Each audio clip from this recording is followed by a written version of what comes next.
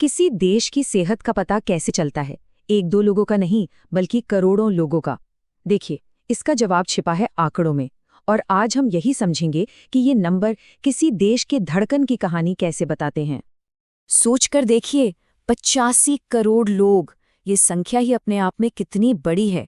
लेकिन जो स्वास्थ्य विशेषज्ञ हैं वो हर दिन इसी सवाल से जूझते हैं, और इसका हल आंकड़ों में ही है, जो हमें इस विशाल आबादी की सेहत की नब्ज पकड़ने में मदद करते हैं। तो चलिए, इस सफर को आसान बनाने के लिए हम इसे 5 हिस्सों में देखेंगे। पहले समझेंगे कि ये गिनती जरूरी ही क्यों है, फिर जानेंगे कि ये की कैसे जाती है, और आखिर में हम देखेंगे कि इन आंकड़ों से हम क्या कुछ सीख सकते हैं। तो सबसे पहला और सबसे बुनियादी सवाल, आखिर हम लोगों को गिनते ही क्यों हैं? ये सिर्फ नंबर इकट्ठा करना नहीं है, इसके पीछे एक बहुत बड़ा, बहुत जरूरी मकसद छिपा है। देखिए, ये आंकड़े असल में बहुत शक्तिशाली औजार हैं।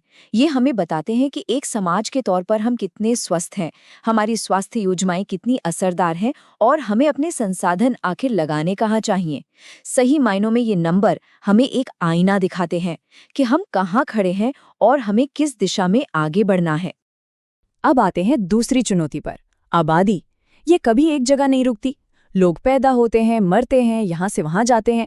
तो फिर एक ऐसे लक्ष्य को जो लगातार बदल रहा है, हम सटीक रूप से गिन कैसे सकते हैं? हमारी गिनती का आधार है जनगणना, जो हर 10 साल में एक बिल्कुल सटीक तस्वीर देती है। लेकिन स्वास्थ्य की दरें जैसे जन्म दर या मृत्यु दर, वो तो हमें हर साल चाहिए होती हैं। तो सवाल ये है कि दो जनगणनाओं के बीच के सालों में आबादी का पता कैसे लगाया जाए? इसका जवाब है अनुमान लगाकर। अब अनुमान लगाने के दो मुख्य तरीके हैं।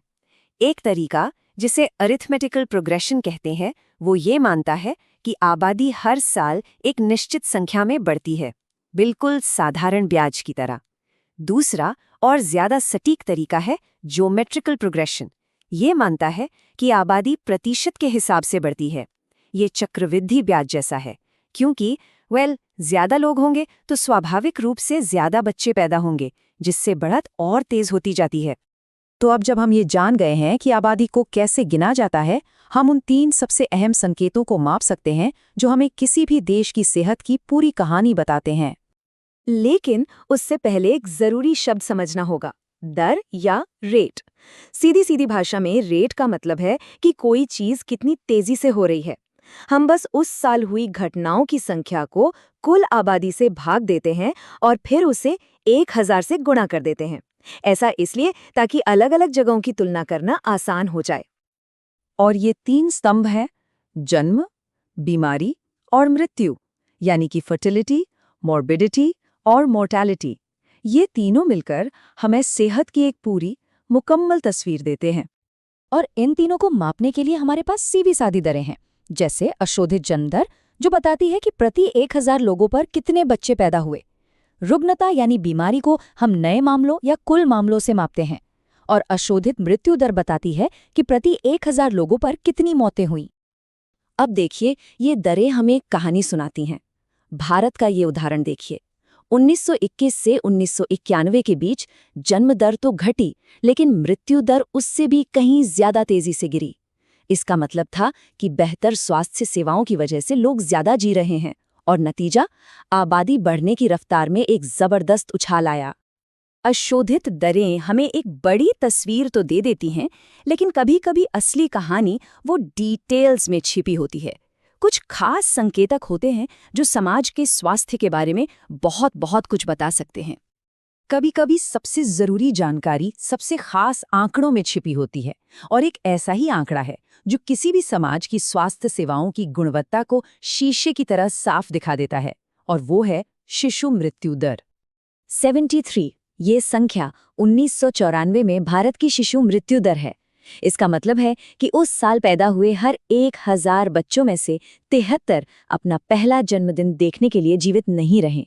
ये सिर्फ एक आंकड़ा नहीं है, ये एक चेतावनी है। और ये बात बिल्कुल साफ करती है कि शिशु मृत्यु दर इतनी अहम क्यों है।